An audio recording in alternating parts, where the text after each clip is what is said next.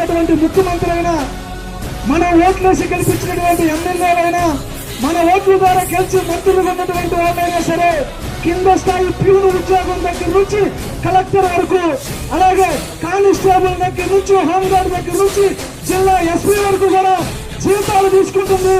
మనం ఇస్తున్నటువంటి, మనం కొంటున్నటువంటి నిత్యావసర సరుకుల ద్వారా, జిఎస్టీ ద్వారా ఈ ప్రభుత్వాన్ని నడిపించుకుంటానికి మనం ఇచ్చే డబ్బులతో జీతాలు తీసుకుంటున్నటువంటి అధికారులు కూడా ప్రశ్నించే హక్కు, అడిగే హక్కు మనకుంది. మనం అడుగుతున్నావా? అరే, ఒక స్టేషన్ కోసం వెళ్తే ఎస్ఐ దగ్గరికి వెళ్తే నిలబడతారు, కానిస్టేబుల్ ఇంటికి వస్తే భయపడతాం.